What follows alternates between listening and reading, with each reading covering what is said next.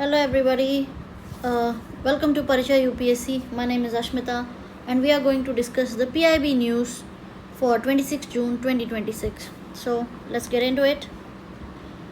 See, the thing is, we have to pick and choose the news we want to discuss because there is everything.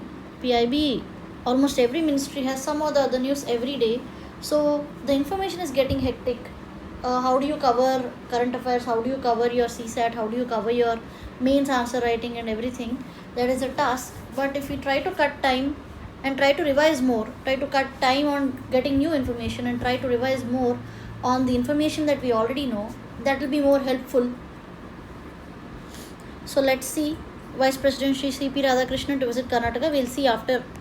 Once he visits Karnataka, we'll get information on what happened. Then we will see. So PM, we have 4 news related to PM. One is homage to Bankim Chandra Chattopadhyay, okay. And tribute to Rajarshri Chhatrapati Sahuji Maharaj, okay. Sanskrit Subhashitam as every day, and Hazrat Imam Hussain, okay. We will see what and who, everything will go in a line. I've already made my notes, so we'll follow the notes. But I'm just showing you what's happening, what's there on the website. Next is Civil Aviation Minister launches first Easy Connect flight from Varanasi. Okay, that is very relevant. Union Minister of Commerce and Industry Piyush Goyal announces deployment of 1,000 advisory personnel across India to help businesses. Okay, this is with regard to India-UK CETA. So all you're required to know is the basics of the CETA and when it started and what were the key pointers. You can find that in Vision IAS. So if you just go for India UK CETA Vision IAS, you will get very good information compiled.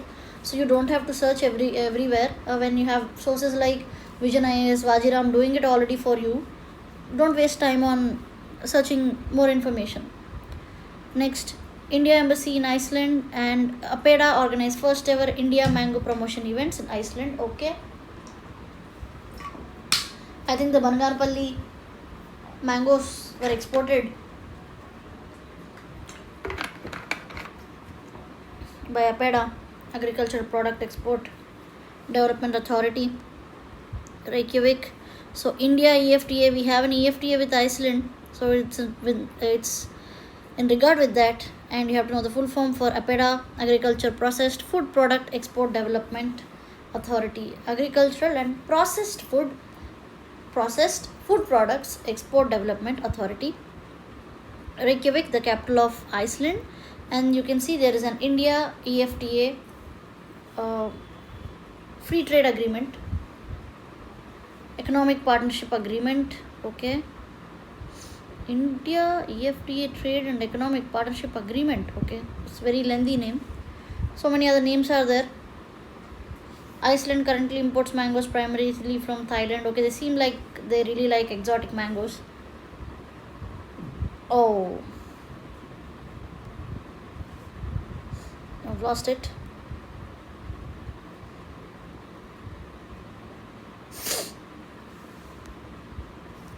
Okay, next, Union Minister Amit Shah, corporation based taxi. Okay, Bharat Taxi is going to, sure they are going to ask a question on this in any of the competitive exams.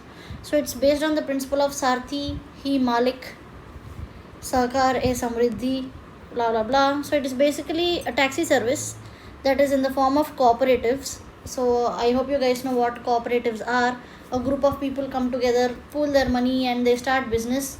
And usually the prices for the people who are already a part of the cooperative is lesser compared to the people who are coming from outside. And you people must be aware that Amit Shah is both the Home Minister and the Minister for Cooperative Affairs. So that's why he's the one launching it. So you can see first ever driver owned ride hailing services. Okay, anyway, we have made notes, so we'll see that.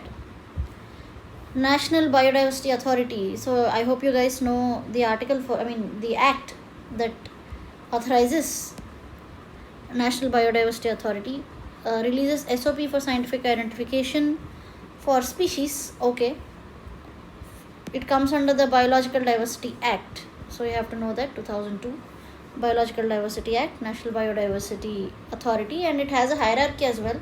There is a head and there are some members, and then there are state bodies, state boards, and there are also district level boards for it.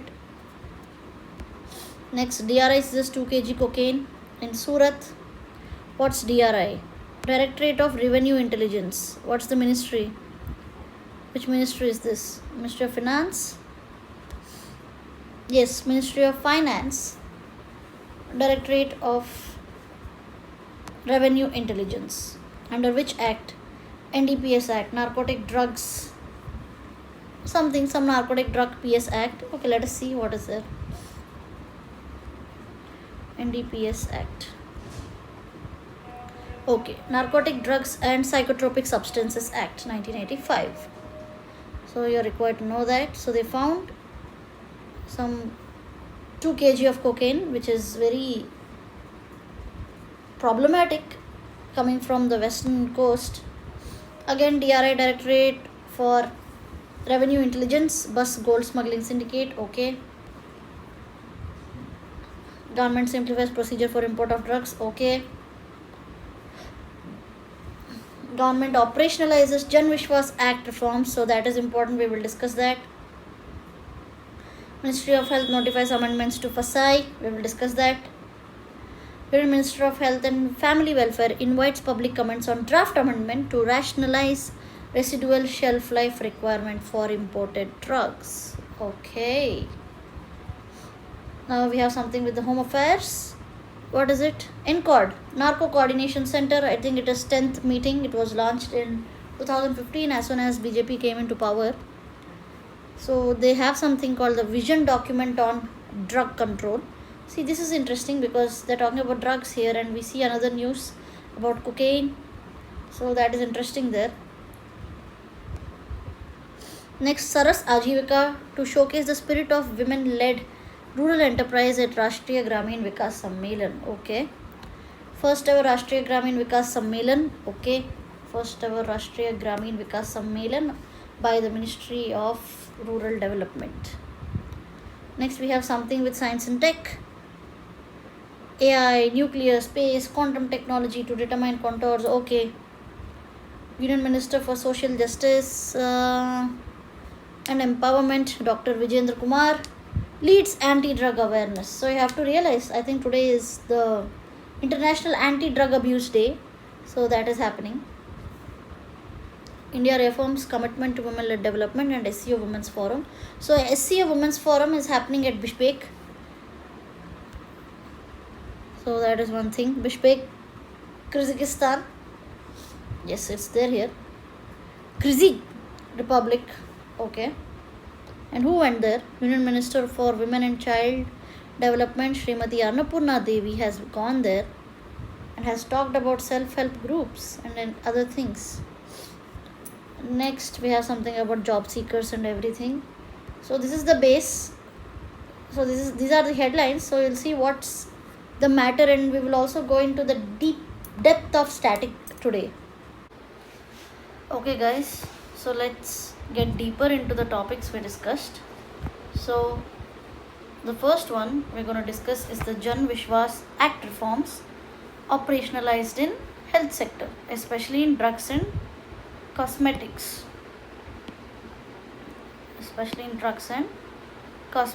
Food safety sectors. So you can see, first of all, what is Jan Vishwas bill? Jan Vishwas Act or Jan Vishwas Act itself means that the point of the act is to decriminalize minor offenses in various organizations, acts, etc. So you can see in the Drugs and Cosmetics Act, according to Jan Vishwas bill, they have omitted section 29 and 28A, which must be something related to some small crime like not maintaining a register in a pharmacy, something like that. So it is flouting of rules, but they usually carry little serious punishments. like cancellation of licenses for the pharmacy, or maybe jail or such kind of things. So this in a way is a hindrance to the process of business. So such minor activities are now being decriminalized under the Jan Vishwas Act. So that is the point. So you are required to know what is the Jan Vishwas Act. You are not required to know these sections. You are just required to know the point of Jan Vishwas Act. Okay. So it was enacted to decriminalize the minor offences clearly across multiple central laws by replacing imprisonment with monetary penalties wherever public safety is not compromised. So just decriminalizing things, like it's not necessary for people to go to jail for small offenses, right? So yeah, you can think in a way that this can be misused. There is a possibility for this act getting misused. So we'll see what happens. So there is some information about Drugs and Cosmetics Act. What is it? It is a parent legislation regulating drugs and cosmetics in India, implemented through the Drugs Rules of 1945. And the ministry is Ministry of Health and Family Welfare. And there are other organizations like Central Drug Standard Control Organization. It is India's national regulatory authority for drugs and medical devices. So Drugs and Cosmetics Act is the parent legislation, and CDSCO is the national regulatory authority for drugs and medicines, and it functions under Directorate General of Health Services, Ministry of Health and Welfare, headed by Drugs Controller General of India. Drugs Controller General of India is headed by CDSCO. So we'll go for the next news. Next is structural exemption in FSI license rules. So I hope you guys know what FSI is. FSI amends licensing and registration regulations to simplify stock management requirements. So you don't have to know much. So what is the point? Regulated by restricting the mandatory maintenance of FIFO, first in first out, or FEFO, first expiry first out inventory systems, only to food manufacturing units. So I don't understand what that means. So I don't know what is FIFO or FEFO. I do not know what this is. What is it? Exempt from maintaining these details. So they don't have to maintain these details anymore. So first in first out. So I think this is in regard to inventory. For example, they are bringing a kg of baby corn. So which like there is an inventory and there are some 10 vegetables, so which of it is coming first and which of it is going out. So the entire details were supposed to be maintained, and first expiry first out also. So for example, the baby corn expired, that must be thrown away first. So now this system is not there. Inventory system only to food manufacturing units, kind of makes sense. Okay. So you are required to know static information from here, that is FSSAI, which means Food Safety and Standard Authority of India. Food Safety and Standard Authority of India, established under Food Safety and Standard Act of 2006. It is apex regulatory body, and FSI is constantly criticized for its lack of, it doesn't do its job very well is what they say. But FSI actually does its job. Like there are examples of good officers, there are examples of good staff, and again there are, so it depends on the area. There might be a possibility that in Indore, this is just an example, maybe the Indore officers are bad but the Hyderabadi officers are good. So such things also depend. But anyway, the directions come from the top only. So if the top management is good, they can control the lower management also. And even this comes under Ministry of Health and Family Welfare, headquartered in Delhi. That is all. You are not required to know anything. You know the objectives anyway. You also know the act anyway. Some laws replaced. So you are required to know which laws were replaced by the Food Safety and Standard Acts. It is Prevention of Food Adulteration Act, Fruit Products Act, Meat Food Products Order, Vegetable Oil Products Order, and Edible Oils Packing Order. So all of these were replaced. That is all. You know the functions anyway. Framing food standards, food product approvals, licensing, registration, risk assessment, safety checking, quality checking, food recall procedures, consumption awareness, surveillance, inspection, etc. So there is something called risk-based inspection system. Inspection frequently depends upon risk level. High risk, large manufacturers, dairy. So you see, inspection is done frequently in high risk areas.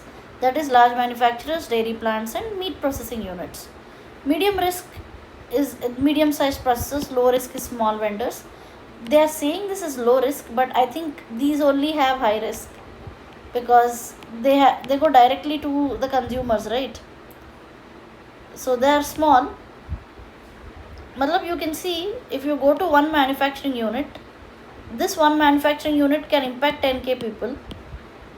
So inspection of one manufacturing unit makes kind of sense than the low risk shops, because one low risk shop may be catering to only 50 people.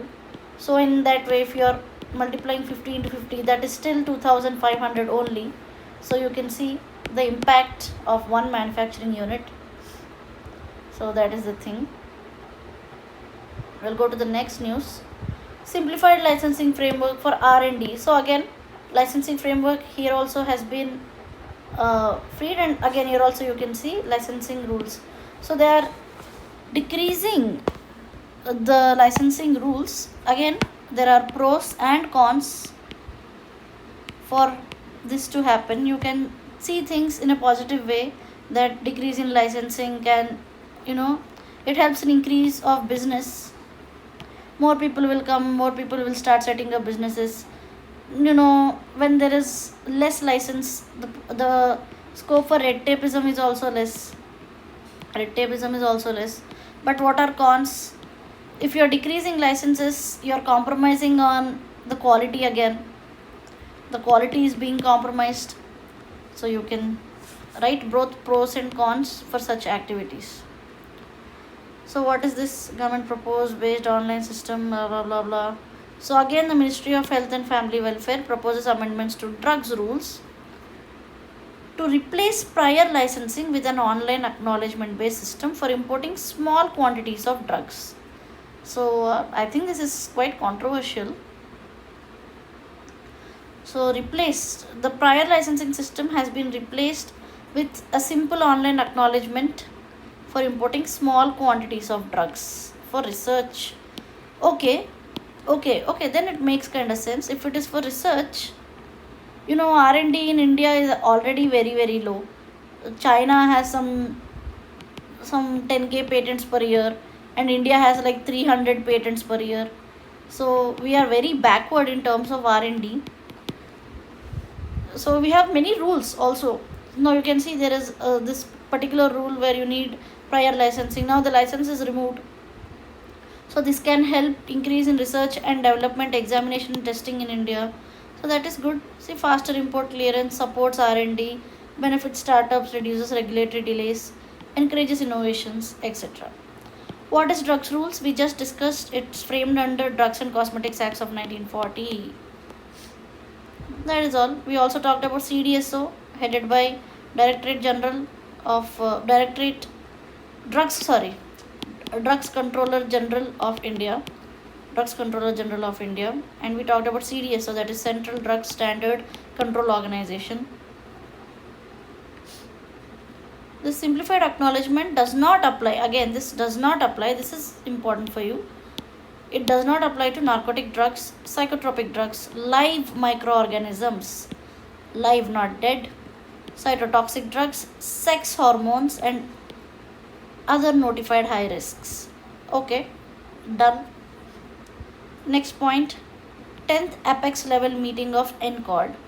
So the head of this is Shri Amit Shah, Minister of Home Affairs, for 10th apex meeting of NCOD. What is NCOD? NCOD is Narco Coordination Center, and released a vision document on narcotics control. Mm-hmm. Two new narcotic control bureau zonal offices were announced at Jammu and Guwahati. This is good because you have golden crescent and you have golden triangle, right? And India is sandwiched between them. So to have a bureau here can help stop drugs incoming from Pakistan, and to have a bureau in Guwahati can help stop drugs coming from Thailand and that area. So that is good only. Next, what is NCORD? This is the static part. It is the apex coordination mechanism established by Home Affairs to coordinate among agencies involved in combating narcotics. So nothing, this NCORD is nothing but a place where people share information. Who are the people that is sharing information? The organizations that is involved in combating narcotics, established in 2016. This was an ambitious project of Amit Shah. So this has a 4-tier system: apex, state, district and subdivision level, and various agencies associated with NCORD. You can see Directorate of Revenue Intelligence. We talked about DRI just previously only. Directorate of Revenue Intelligence comes under Ministry of Finance, Ministry of Finance, State Police, Narcotics Control Bureau, Enforcement Directorate, CBIC, Indian Coast Guard, BSF, Assam Rifles, IB, NIA, etc. So again, there is information about Narcotics Control Bureau, NCB, 1986. Legal basis, too much information. NDPS Act, again lots of information. So previously we just discussed about DRI, the Directorate of Revenue Intelligence, seizing 2 kg, where is this? Seizing 2 kg cocaine. Oh, it's not writing there. 2 kg cocaine from Surat. So that happened. So you will think that Directorate of Revenue Intelligence will not be working for drugs, but that is the twist, that is the trap. They do catch people involved in drugs cases.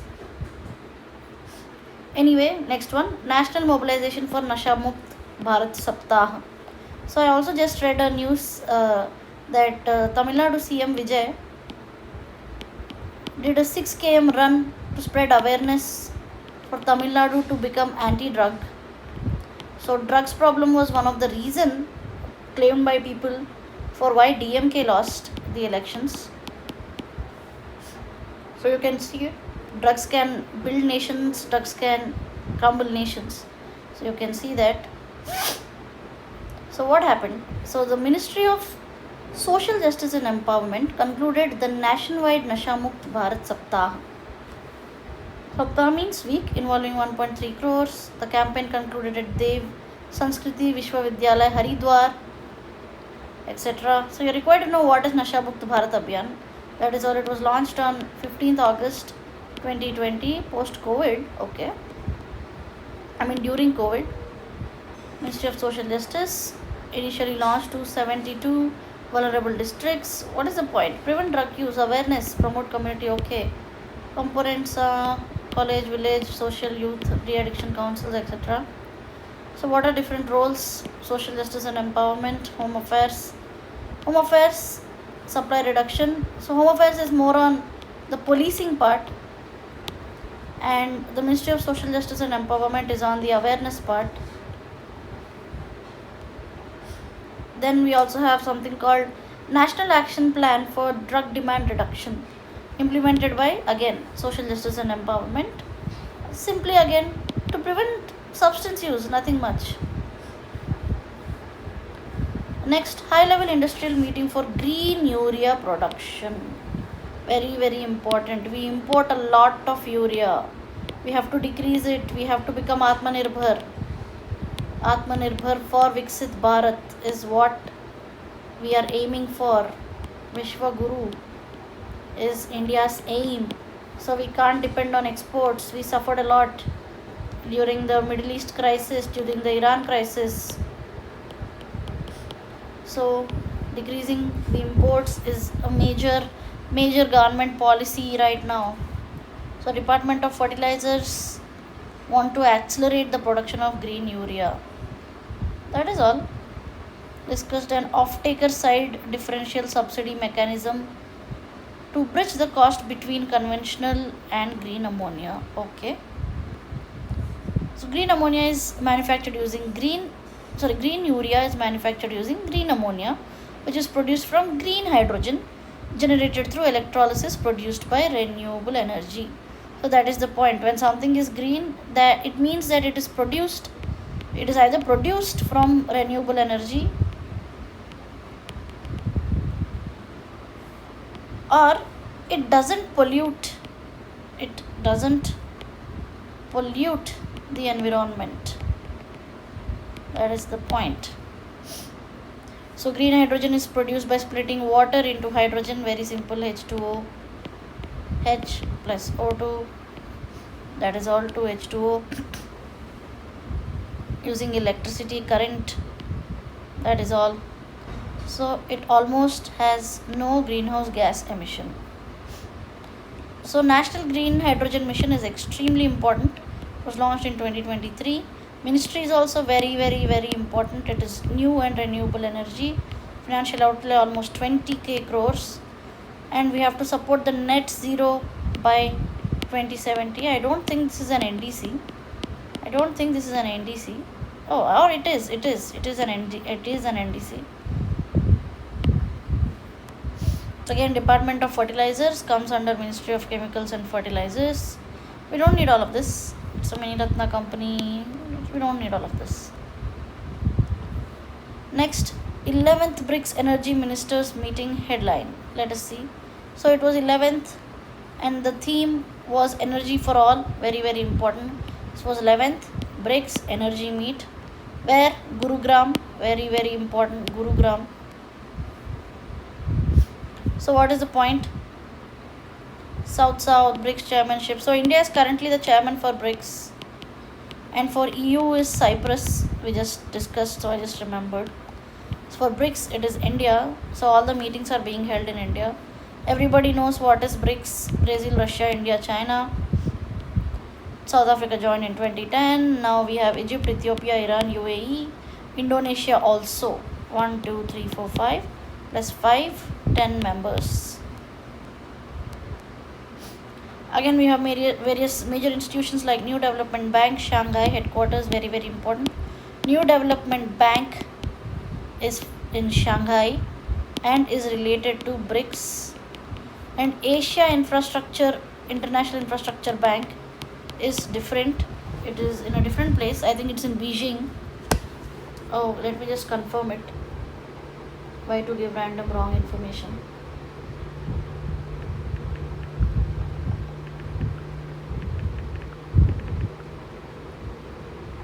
Asia Infrastructure Investment Bank is in Beijing, China, exactly 2016. So that is different. I keep confusing between NDB and AIIB, but now I know. The New Development Bank is built with BRICS. Okay. Then what do we have? Continue. We don't need all of this. So important BRICS initiatives are something you're required to know. So we have a business council, think tank council, academic forum, energy research, payment initiative, startup forum, vaccine R&D, etc. CRA corpus is $100 billion. Let us see what is CRA. Created in 2014, financial system mechanism, provides liquidity during balance of payment crisis. Okay, very, very, very important. So the alternate for what is that called? IMF can be found in CRA of NDB. Very good. Next, let us talk about birth anniversary of Bankim Chandra Chattopadhyay. I hope you guys know he was born on 27 June 1838. Naihati, Bengal Presidency, died in 1894. One of the first graduates of University of Kolkata. I think it was set up in 1857.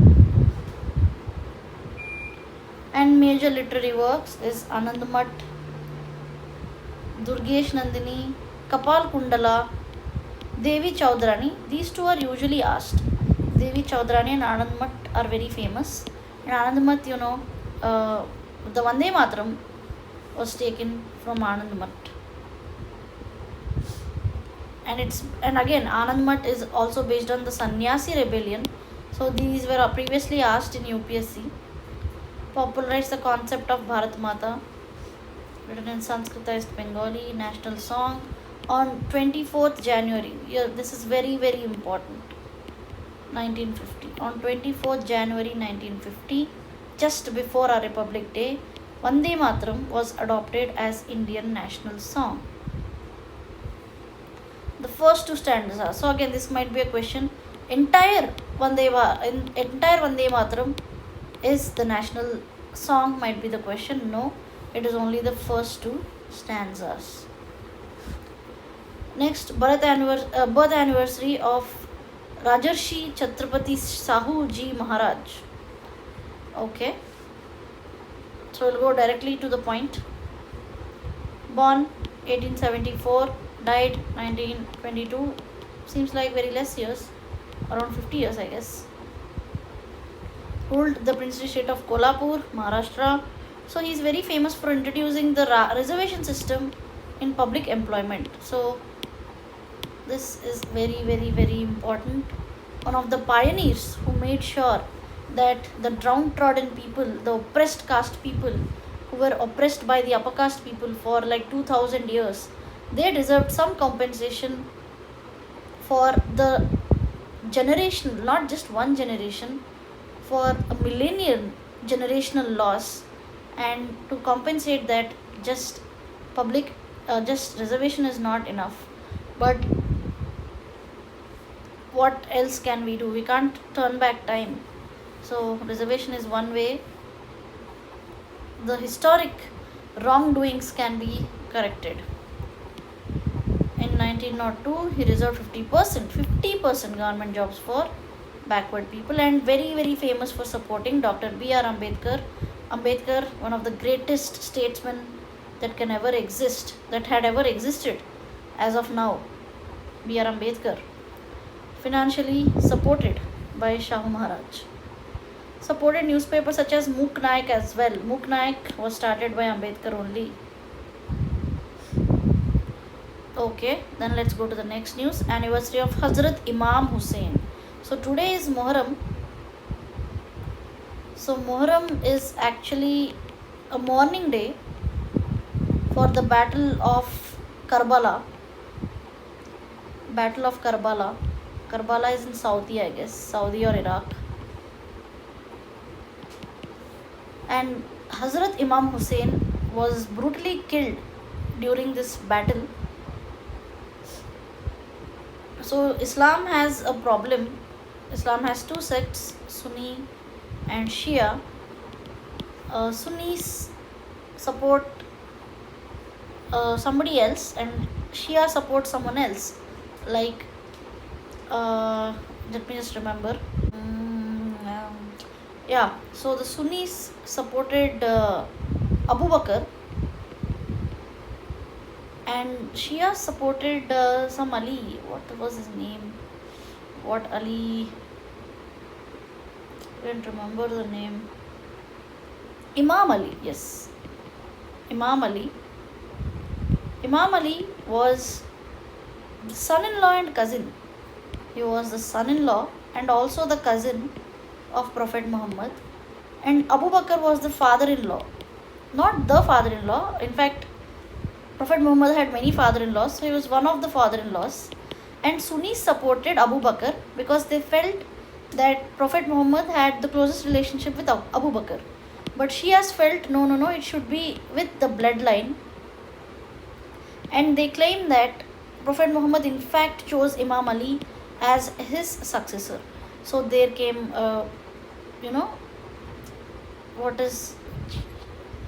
came a split between Sunnis and Shias there, and it went on, and then Battle of Karbala happened, where I think Imam and this guy Imam Hazrat was killed, and he was a Shia member.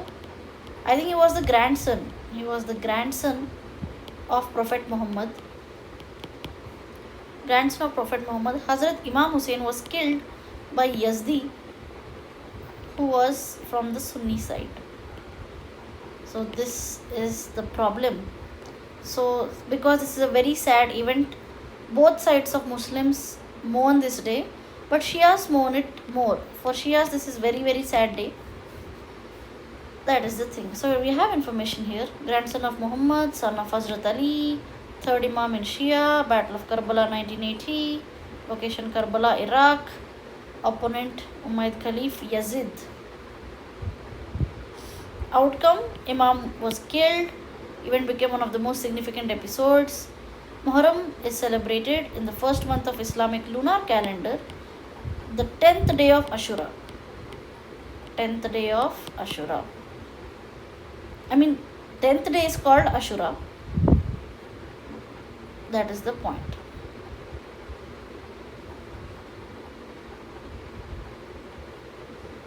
Next, promotion of Sanskrit Subhashitam unity. We know something, this is done every day. Move together, speak together, let your mind be in harmony. You can use these quotations in your mains answers. You are going to get really good marks. Next, Apeda promotes Indian mangoes in Iceland. We already talked about this, so you don't have to discuss this. Apeda Agricultural Processed Food Export Development Authority. Yes, okay. 1985, just like NDPS, Narcotic Drugs and Psychotropic Substances Act 1985, along with Apeda. Okay. Ministry of Commerce and Industry, headquartered Delhi, major function registration of exports, scheduled products, vapor heat treatment. What is this? Apeda operates digital traceability platform for export certification, helping importing countries verify the origin and quality. So examples include GrapeNet, MangoNet, PeanutNet, TraceNet. Okay, something very interesting. Traceability system, amazing. Vapor heat treatment used to eliminate fruit flies. Okay, very important. Which of the following system is used to eliminate fruit flies is the question. Answer is vapor heat treatment. SPS, sanitary and phytosanitary measures, mostly you see at airports under the World Trade Organization's agreement, is also taken care of by Apeda. Next, India at SCO Women's Forum. So we already discussed, it happened at Bishkek, and the minister Srimati Annapurna Devi has gone there, Women and Child Development Minister, Bishkek, Kyrgyzstan. SCO is nothing but Shanghai Cooperation Organization. So it was established in 2001. Beijing, China is the headquarters. Permanent Secretariat is in Beijing, and RATS, Regional Anti-Terrorist, is in Tashkent, Uzbekistan. Founding members China, Russia, Kazakhstan, Kyrgyzstan, Tajikistan, Uzbekistan. India and China became full members in 2017. It was very controversial back then. Iran and Belarus also. So IIB, you have to remember. So they identified 3 evils. This might be very important. So that is TESS, or you can say SET. 3 evils are set. That is separation, extremism and terrorism. And RATS is also very important, regional anti-terrorist structure for the purpose of intelligence sharing, most important purpose, just like NCOD only. And DPI, we know all of this is Indian beauty, Jam Trinity, Indian beauty again. All of this was discussed there. And I think this is the final news for the day. MSME formalization and Aspire performance. So MSME reported significant growth in formalization through Udyam and Udyam Assist expansion of Aspire scheme. So I require to know what is Udyam registration portal, Udyam Assist portal. Have crossed 8.7 crore entrepreneurs. It also highlighted the expansion of the Aspire scheme. with 109 livelihood business incubators. So many words available in 19 languages. So Udyam portal is run by your MSME, Ministry of Micro, Small, Medium Enterprise.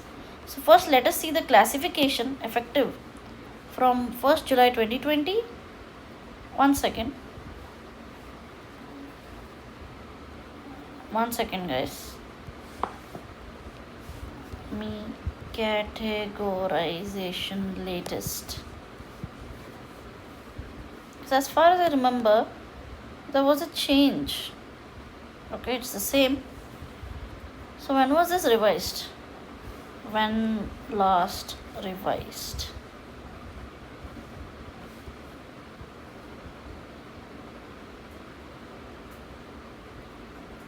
Yes, I know they changed it recently. So it happened on April 1st, 2025. Okay. So what is the change?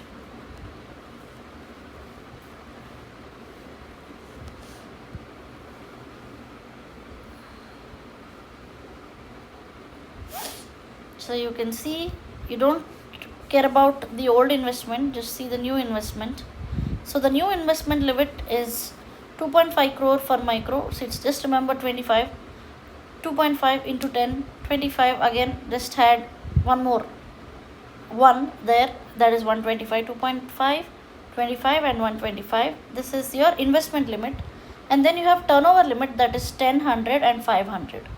So you can remember that 10, 100 and 500. That is all. That is the problem with, not problem, that is the classification under the MSME system. And Udyam portal is official online registration systems for MSMEs. So wherever you see Udyam, you know it is about MSME. So Udyam, you can remember it as Udyam MSME only. Udyam-SME, if you remember it this way, you will not forget Udyam-SME. So here it is paperless registration, Aadhaar based, PAN, GST, etc. Again, there is an assist portal as well, launched to facilitate the formalization of informal micro enterprises. Again, this word is important. What is an informal micro enterprise becomes important. Implemented by MSME and SIDB again. SIDB is also involved. So this is extremely important. Next, Aspire scheme again also comes under MSME only, a scheme for promotion of innovation, rural industries and entrepreneurship, 2015 ministry.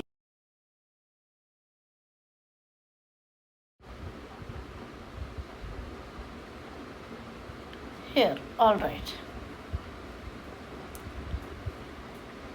Okay, that is all.